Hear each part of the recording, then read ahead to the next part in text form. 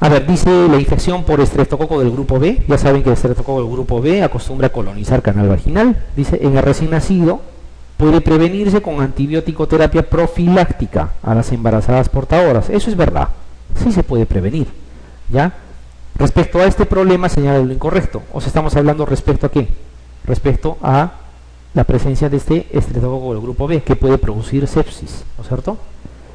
Dice, la profilaxis se realiza durante el parto. Vamos a ver, vamos a ver. No hemos leído nada de eso, no hemos conversado, pero vamos a ver. La profilaxis lo harían ya en el momento del parto. Por lógica pareciera que no, ¿no es cierto? Pero vamos a seguir analizando. Estamos en una pregunta de examen. Dice, en las gestantes alérgicas a penicilina puede utilizarse eritromicina. Vamos a ver, acuérdense, lo que querían era eliminar el estreptococo del grupo B, pero acuérdense que también pueden estar otros. ¿Cuáles eran?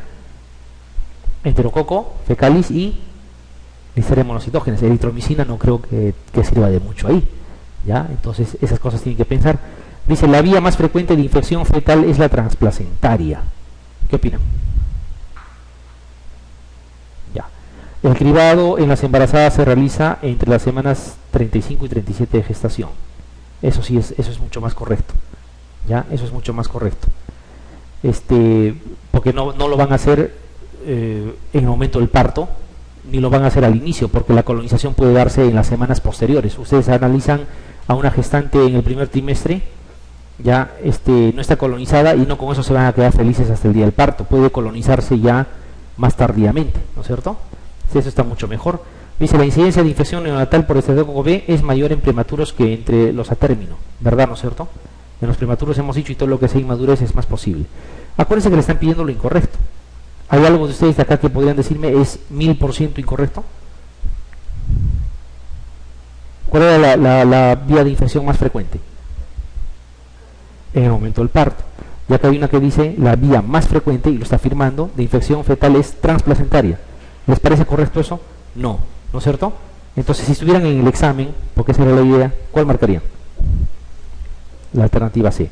A ver, analicemos lo que está acá, ¿ya? Para quedar definitivo las otras alternativas. La profilaxis se realiza durante el parto, dice. Ya, ¿qué es lo que se hace habitualmente? La profilaxis se usa como profilaxis betalactámicos, que puede o no ser ampicilina, ¿ya? Por si acaso. La idea no es eliminar a todas las bacterias, al enterococo, a la Listeria monocytogenes, porque hemos dicho esos dos no necesariamente están presentes. La que más puede causar problemas es el estreptococo. Idealmente lo que usamos es betalactámico. Y al utilizar betalactámico a veces no siempre es ampicilina, ¿ya? Pero sí se puede utilizar, ¿ya? Y al decir durante el parto, lo ideal es al inicio del trabajo de parto, ¿ya? Porque acuérdense, desde que inicia el trabajo de parto, o el prodromos, perdón, del trabajo de parto, o sea, antes que entre a la fase activa, no es 2-3 horas, demora más o menos algunas horas, ¿ya?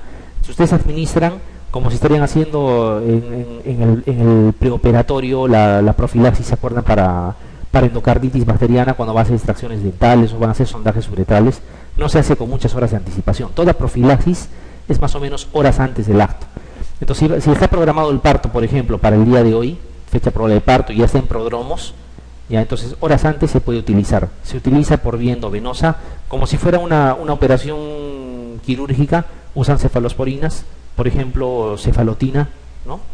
Y estaría muy bien, estarían coberturando estreptococo, ¿ya? Eso para aclarar cuando dice durante el parto. Dice, en las gestantes alérgicas a penicilina puede usarse eritromicina, ¿ya? ¿Por qué lo dan por valedera esto de acá? Porque están excluyendo enterococo y están excluyendo Listeria monocytogenes, que como he dicho no siempre está, ¿ya? Ahora, si ustedes quieren eliminar un estreptococo nada más y saben que no pueden utilizar porque es alérgica a penicilinas un betalactámico, ¿qué alternativa les queda en una gestante? ¿Ya? Incluso mejor que eritromicina sería acitro, ¿ya? Pero sí es una posibilidad no muy clara, pero sí. Lo que sí es contundentemente negativo y no es real es que la vía frecuente pues de infección sea la transplacentaria. Si fuera transplacentaria significaría que se puede infectar, o sea, al inicio de la gestación, ¿no? Desde que tiene conexión con la placenta, y no es así, es en el momento del parto. La mayoría de las infecciones neonatales con natales es en el momento del parto. El VIH se adquiere en el momento del parto. La hepatitis B se adquiere en el momento del parto. ¿Ya? Si hay alguna ITS, como por ejemplo herpes, se adquiere en el momento del parto. La sepsis no es la excepción. La sepsis de inicio precoz es en el momento del parto también. Ya, esas son las cosas que hay que tener en cuenta. Ya, y esto que quede de repente, para que más o menos quede claro, ¿por qué el cribado es más o menos cuando está llegando al término? Porque el hecho de que sea negativa al inicio no garantiza que llegue a término en forma negativa, puede colonizarse en el transcurso de la gestación. Y lo último pues es mucho más que claro, ¿no? Obviamente los neonatos que son prematuros o que tienen inmadurez del sistema inmunológico tienen más chance de hacer este tipo de cuadro. De las infecciones urogenitales ustedes tienen una clase de urología pediátrica, ¿ya? Donde van a hacer cosas mucho más claras, por ejemplo, emergencias, urgencias, donde hay malformaciones genitourinarias, etcétera. Aquí vamos a ver básicamente de la parte infecciosa lo más importante, ¿ya? Porque también infecciones urinarias lo van a hacer con la doctora que está a cargo de la parte de urología, ¿ya? Pero acá quiero básicamente algunas diferencias, ¿ya? En cuanto a lo que se refiere a la glomerulonefritis post-estreptocócica. Preguntan en el examen, ¿ya? Y generalmente nos ponen para nosotros diferenciar con un cuadro muy similar a la glomerulonefritis post-estreptocócica, ¿ya? Que es una glomerulonefritis también, es un síndrome nefrítico la mayoría de las veces, que clínicamente es recontra parecido, ¿ya? Pero hay una pequeña diferencia que justamente va a servir para que nosotros escojamos frente a cuál de los dos tipos de cuadro clínico estamos. Justamente de eso vamos a hablar. Entonces, cuando hablamos de glomerulonefritis postinfecciosa, primeramente, no estamos hablando de postestreptocócica, postinfecciosa. La más frecuente obviamente es la postestreptocócica, por eso dice bien claro, la más frecuente. Sin embargo, hay otras posibilidades de glomerulonefritis con las mismas características que se van a presentar después de una infección y no es por estreptococo, ¿ya? No es lo más común obviamente, pero sí hay que tenerlo presente, ¿ya? O sea, el estreptococo no es el único agente que te puede producir glomerulonefritis postinfecciosa, ¿ya? Siempre está mediada por un mecanismo inmunológico, no es por infección directa, eso es importante, por eso a veces que los antibióticos no tienen mucha utilidad, ¿ya? Porque en realidad no es la misma bacteria la que produce o el mismo agente infeccioso, sino más bien es un mecanismo inmunológico. Esto es todo lo que están viendo ahí, son agentes posibles que pueden producir glomerulonefritis postinfecciosa, ¿ya? Obviamente este estreptococo del grupo B, o perdón, beta-hemolítico del grupo A más bien, es el más conocido, ¿no? Es el que produce las amigdalitis, ¿no? Y es lo que encabeza la lista. Sin embargo, miren todas las otras bacterias que pueden producir. Desde Staphylococcus aureus, quien diría, también puede producir, ¿no? También puede producir. Streptococcus pneumoniae, Streptococcus viridans, Neisseria gonorrhoeae, miren, y algunos otros bacilos gram negativos. O sea, en realidad es toda una lista de bacterias, pero a la cabeza y de lejos, Streptococcus beta-hemolítico del grupo A, ¿ya? Y generalmente, cuando les hablen de glomerulonefritis post-estreptocócica o postinfecciosa, les van a mencionar patología faríngea, ¿ya? Y que después se ha instalado el cuadro de glomerulonefritis. Virus que pueden producir glomerulonefritis también después de una infección, miren, hepatitis B, ¿ya? Virus de Epstein-Barr, de los más conocidos, miren, citomegalovirus, varicela está ahí, cuidado, parotiditis, rubiola, ¿ya? Hasta el mismo VIH. Y de los parásitos, miren, Plasmodium, acá para diferenciar, esto, ustedes saben que el síndrome nefrótico está asociado a otro tipo de Plasmodium, al Plasmodium malariae, cuidado, ¿eh? Acá estamos hablando de un síndrome nefrítico más bien, es una glomerulonefritis, y ahí es Plasmodium falciparum, acuérdense, diferencien bien esas dos cosas. Síndrome nefrótico es Plasmodium malariae, síndrome nefrítico, Plasmodium falciparum, ¿ya? Y hasta toxoplasma. Entonces, si vamos a pretender nosotros hablar de todas las entidades que producen glomerulonefritis postinfecciosa, vamos a perder el tiempo, porque nada de eso les van a preguntar, ¿ya? Les van a mencionar siempre al estreptococo beta-hemolítico. Lo que quiero que ustedes recuerden y tengan presente es que no es el único agente, pero eso es por lo que probablemente les van a preguntar, ¿ya? Miren, miren lo importante que es recordar esto que está acá. ¿Cómo van a diferenciar? Habíamos dicho que hay una patología que produce también glomerulonefritis, o sea, un síndrome nefrítico, y no es postestreptocócico, a pesar que se parece. Esa justamente es esta que está acá, la glomerulonefritis mesangial por inmunoglobulina A, llamada también enfermedad de Berger, ¿no es cierto? Ya, enfermedad de Berger o glomerulonefritis por IgA. Es la misma entidad en general. ¿Cómo se llama la misma patología esta por IgA, pero que produce a nivel sistémico el problema? Púrpura de... Así es, la púrpura de Heno-Schönlein es también por IgA. Entonces, la glomerulonefritis mesangial IgA es una manifestación renal, muchas veces, de la púrpura de Heno-Schönlein. ¿Estamos de acuerdo? Ya. Ahora, ¿por qué le mencionamos esto que no tiene nada que ver con un cuadro infeccioso? Porque clínicamente es casi idéntico, si es que no lo es, a la glomerulonefritis prostestreptocócica. Entonces, ¿cómo vamos a diferenciar? Justamente por lo que está ahí.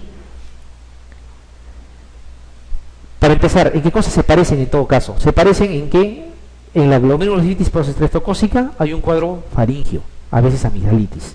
En la glomerulonefritis mesangial de tipo IgA también hay un cuadro faríngeo.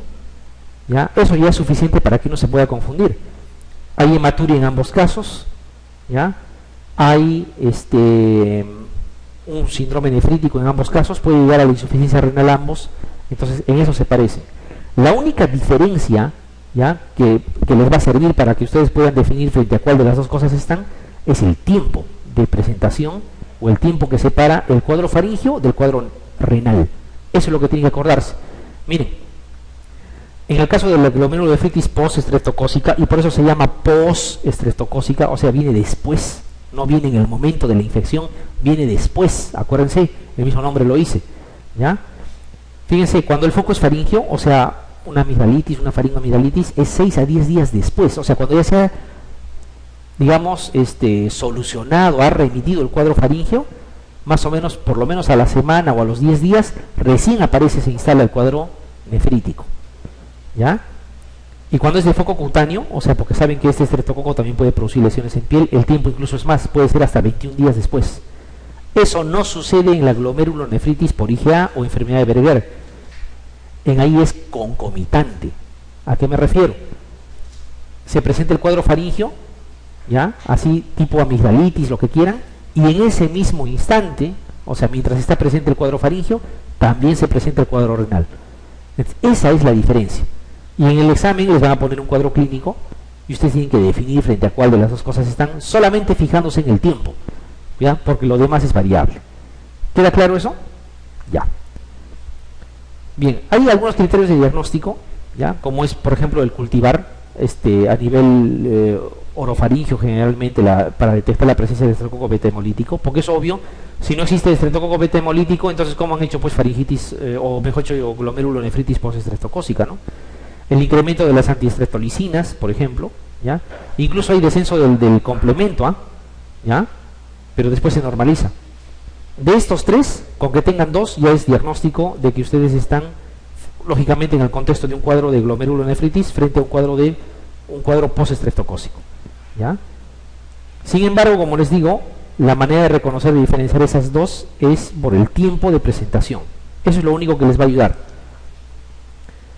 Entonces, en la postestreptocócica, aquí está lo que estamos comentando. Hay oligoanuria, hay microhematuria también, ¿ya? Y baja el complemento, la fracción C3 sobre todo. En todos los casos es reversible, o sea, se presenta y después tiene que revertir. Tratamiento dice sintomático, se usa diuréticos, antihipertensivos, porque el síndrome nefrítico, uno de los componentes es la hipertensión, acuérdense, puede llegar a la diálisis, porque si bien es cierto, la oligoanuria llega a la anuria, 3 semanas con oligoanuria, uno puede hacer uremia, por eso es que se necesita la hemodiálisis, ¿ya?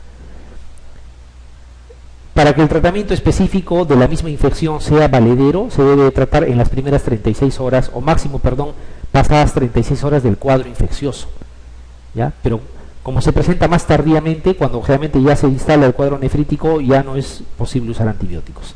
El tratamiento es básicamente diuréticos para evitar la oligoanuria, antihipertensivos para contrarrestar la hipertensión, que es parte del síndrome nefrítico, y a veces diálisis, porque con eso a veces no es suficiente.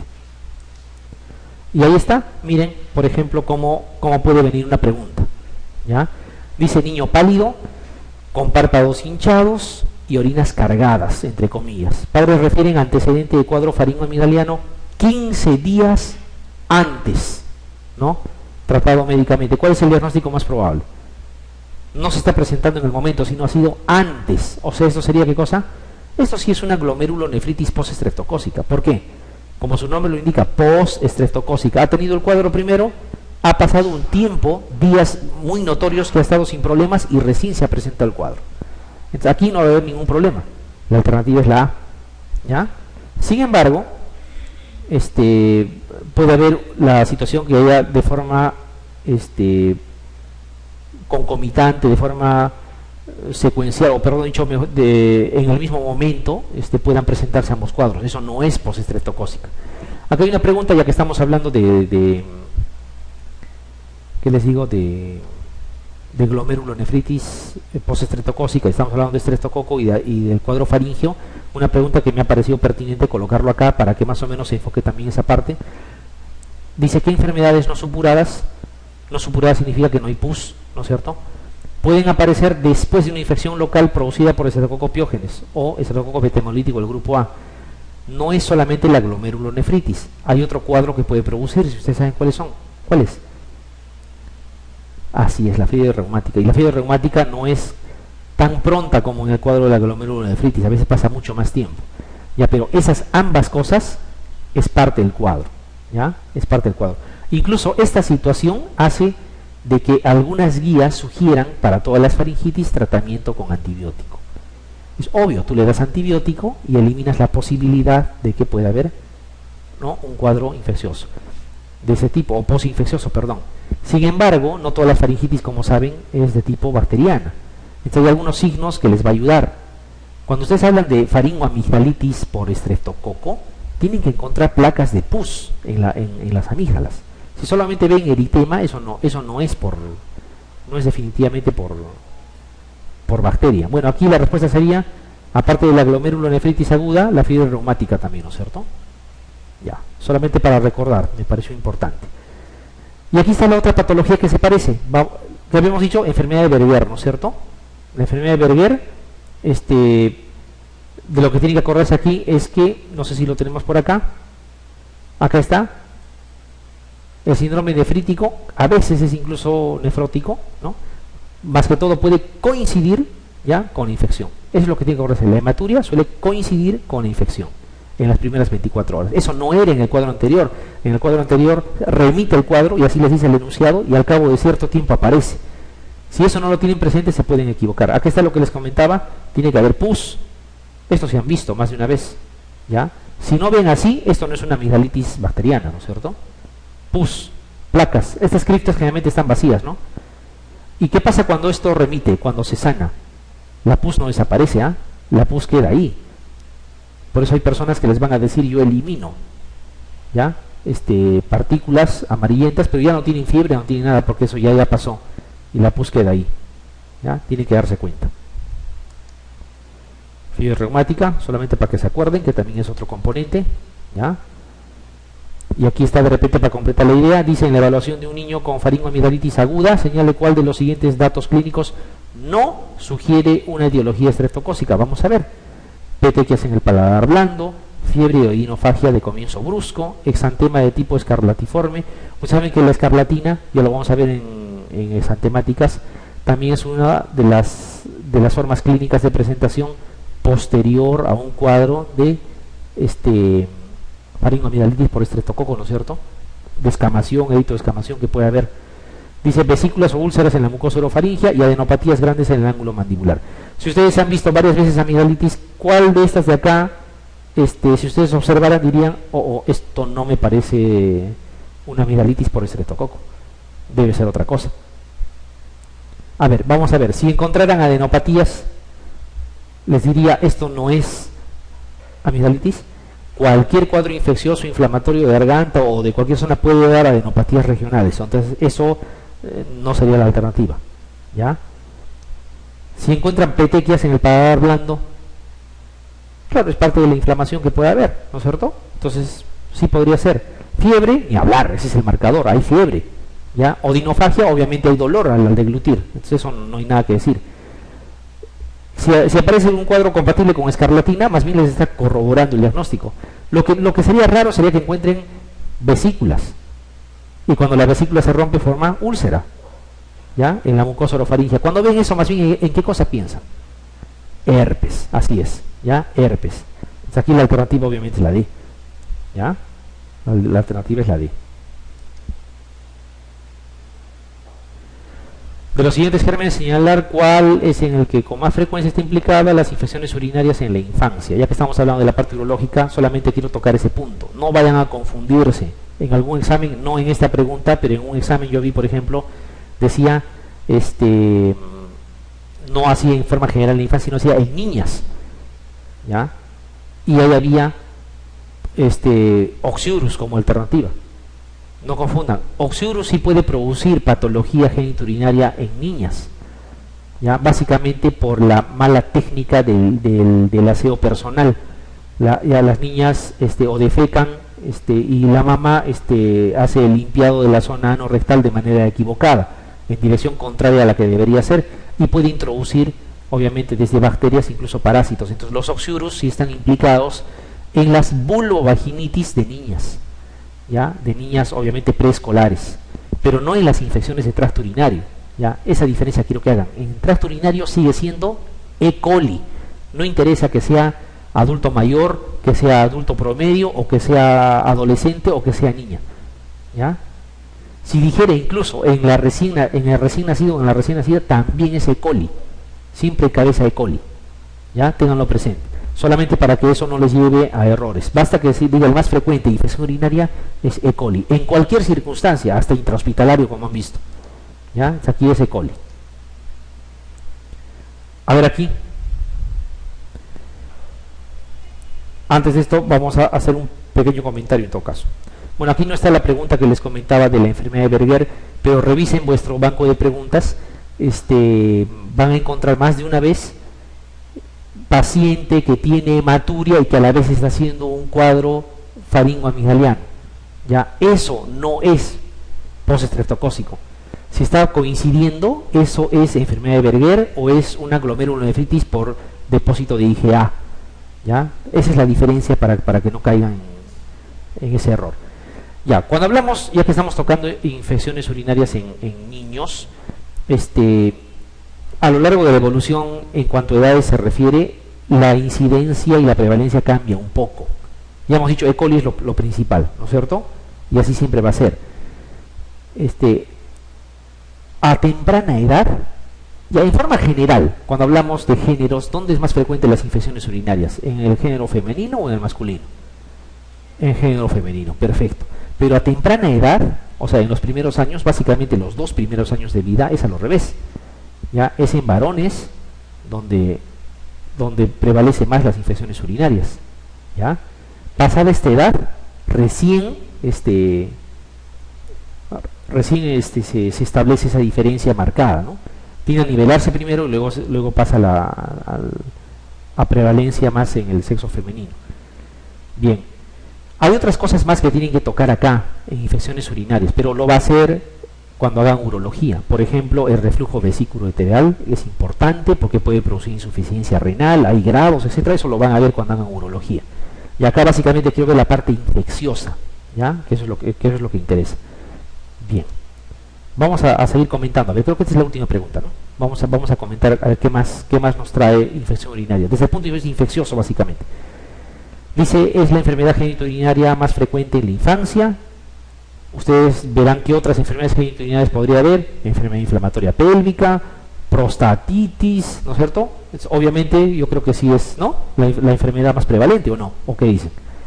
No van a pensar en enfermedad inflamatoria pélvica, en prostatitis, en epididimitis, eso es para gente de más edad. La etiología más frecuente son los gram negativos y dentro de ellos E. coli. Perfecto, así es, ¿ya? Así es. ¿Es más frecuente en sexo masculino después de los 2 años o era más bien antes de los 2 años? Es antes. Pasado esta edad generalmente ya tiene la tendencia de acercarse a la prevalencia que se ve en la edad adulta, ¿no? Eso ya es incorrecto. Dice, en el periodo neonatal es más frecuente en los varones. Claro que sí, hemos dicho en los primeros años de vida, sí. Los adenovirus producen cistitis hemorrágica. No solo cistitis hemorrágica, todo lo que sea hemorrágico, creo que alguna vez lo hemos comentado, es adenovirus.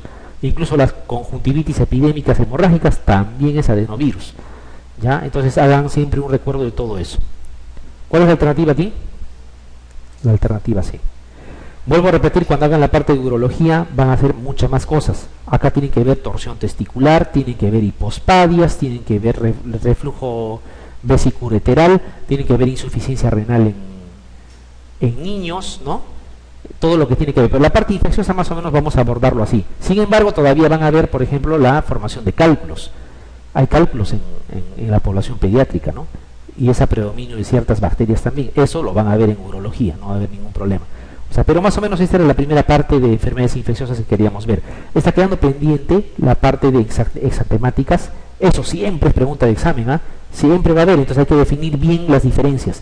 Algo que les voy adelantando desde ahora para que se vayan grabando. Sarampión ya es poco probable que les pregunten, porque sarampión prácticamente ya no existe en el Perú. Es más, estoy seguro ninguno de ustedes ha visto sarampión, ¿ya? Entonces sarampión es para los médicos de años anteriores que todavía han tenido la suerte de ver, pero a las otras exantemáticas sí, cada vez preguntan más Kawasaki, por ejemplo, ¿ya? Entonces hay que evaluar esa parte. Eso nos toca el próximo viernes.